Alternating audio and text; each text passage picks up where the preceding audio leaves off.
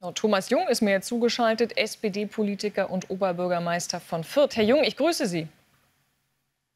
Grüße Sie auch. Nun sehen wir ja einerseits, Herr Jung, dass die Zahl der Asylbewerber zurückgeht. Andererseits haben wir jetzt gestern auch wieder die Klage gehört vom Städte- und Gemeindebund, der jetzt eine Atempause in der Migration fordert. Wie kommen Sie in Fürth momentan zurecht beim Thema Migration? Also wir haben das Hauptproblem bei der Wohnungsversorgung der Menschen. Fürth ist in den letzten 20 Jahren deutlich gewachsen. 20.000 Menschen mehr als noch vor 20 Jahren. Wir sind jetzt rappelvoll, wenn man das so ausdrücken darf. Das bedeutet, neue Ankömmlinge haben wirklich ganz schlechte Quartiere, ganz schlechte Versorgung und damit ist auch Integration nicht möglich. In wieder anderen Kommunen fehlt es an den Kita-Plätzen, in wieder anderen an den Schulen. Also die Aufnahmefähigkeit jeder Kommune ist begrenzt. Fürth ist jetzt bei den Wohnungen am Limit. Da geht leider gar nichts mehr. Das heißt, Sie würden das unterstützen, würden auch sagen, wir bräuchten eigentlich erst mal eine gewisse Zeit, wo kaum noch jemand kommt. Über welchen Zeitraum sprechen wir da, wenn Sie auch sagen, bei der Integration, da kommt man eben auch kaum hinterher? Ja, wenn man ehrlich ist, sind schon deutliche Zeiträume, denn Wohnungen lassen sich ja nicht über Nacht herzaubern. Auch mehr Geld vom Bund oder Land allein hilft gar nichts, weil um Wohnraum zu schaffen, brauche ich Grundstücke, brauche ich Baurecht. Das ist alles sehr kompliziert in unserem Land und schwierig und langwierig. Deshalb muss man natürlich genau schauen aufs Land. Es gibt natürlich Gegenden, wo viele Wohnungen auch leer stehen. Auch das darf man nicht völlig vernachlässigen. Wir brauchen auch geordneten Zuzug. Es ist nötig für die Wirtschaft, dass Menschen ins Land kommen, aber natürlich solche Menschen, die unseren Arbeitsmarkt unterstützen, die wir brauchen können. Und da das richtige Maß und Mitte zu finden, das wird die Kernaufgabe der neuen Regierung sein. Na gut, das ist ja eigentlich auch, sind ja zwei Paar Schuhe, ob ich Asylbewerber oder Flüchtlinge habe und auf der anderen Seite Menschen, die eben als Fachkräfte zu uns kommen. Nun haben Sie die Finanzen auch gerade schon angesprochen. Nun gab es ja, das ist ja ein Streit, der eigentlich schon seit Jahren läuft. Da gab es erst Pro-Kopf-Pauschalen, die der Bund gezahlt hat. Dann ist man auf Pauschalen. Jetzt ist man wieder bei Pro-Kopf-Pauschalen und da gibt es aktuell 7.500 € pro Flüchtling, den also der Bund an die Länder und an die Kommunen auch bezahlt. Nun heißt es auch, dass die realen Kosten noch mal deutlich drüber liegen würden, vor allem wenn wir eben in Richtung Kita-Plätze denken und so weiter. Also wie hoch würden Sie das denn einschätzen? Kann man das überhaupt so bemessen, wie viel Aufwand Sie haben pro Flüchtling?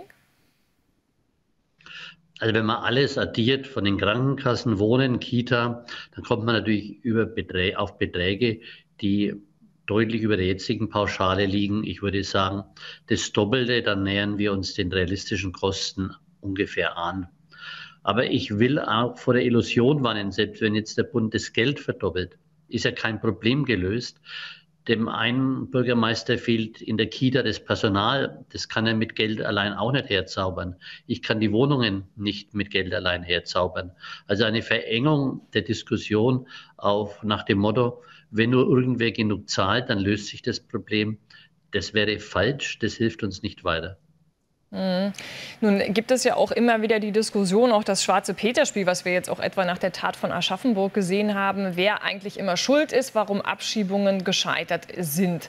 Und dann zeigt der Bund, zeigt die Bundesregierung auch immer gerne auf die Länder und sagt, das ist ja eure Angelegenheit. Nun ist das ja ein grundsätzliches Thema, wo man einfach mal eine Bilanz ziehen muss und sagen muss, wir haben ein Problem mit der Durchführung der Abschiebungen. Wären Sie denn auch dafür, dass man sagt, das muss weg von allein der Verantwortung der Länder und man müsste das tatsächlich im Bund koordinieren?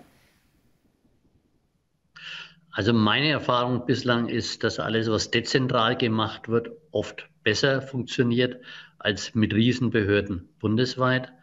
Der Bund kann natürlich unterstützen, er kann Logistik anbieten, aber ich bin schon der Meinung, dass umso regionaler strukturiert Themen bearbeitet werden in unserem Land, dann auch oft wirklich mal näher sozusagen an den Problemen dran ist und bessere Lösungen erreicht. Aber ich will das auch nicht ausschließen. Jeder, der sich zusätzlich engagiert und wenn es der Bund zusätzlich ist, kann uns helfen, hier dringend benötigten Fortschritt zu erzielen. Nun weiß ich, Herr Jung, Sie sind ja in der SPD, aber sind Sie vielleicht trotzdem auch erleichtert, dass Friedrich Merz da jetzt wirklich auch das Thema Migration so weit oben auf die Agenda gepackt hat und sich stark auch riskant einsetzt für eine Migrationswende? Also ich bin dankbar, wenn Politiker Probleme ansprechen und Lösungsvorschläge auf den Tisch bringen. Aber der Vorgang im Bundestag jetzt, der ist aus meiner Sicht deswegen nicht hilfreich, weil ich persönlich darauf setze, dass wir nach der Wahl eine wie auch immer geartete Regierung der demokratischen Mitte bekommen. Und da jetzt in den Wahlkampf zu ziehen mit guten eigenen Vorschlägen, dann sich mit den neuen Partnern abstimmen und das dann umsetzen, ist aus meiner Sicht der seriösere Weg. Jetzt wurde eher ein Graben gezogen, der muss jetzt wieder überbrückt werden. Ich empfehle auch meiner Partei, da jetzt in den Schmollwinkel zu gehen, sondern auch aktiv mitzuwirken, die Migrationsprobleme, die ja da sind, zu lösen. Es ist ja auch im Bericht schon deutlich geworden, die Zahlen gehen nach unten. Da hat die Regierung Scholz auch einiges geliefert und auf den Weg gebracht. Das darf auch niemand schlecht reden. Aber wir sind natürlich noch lange nicht am Ziel.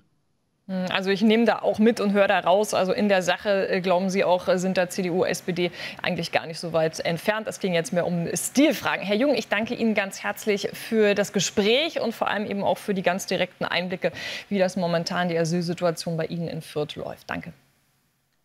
Ja, danke. Schönen Tag noch. Ihnen auch.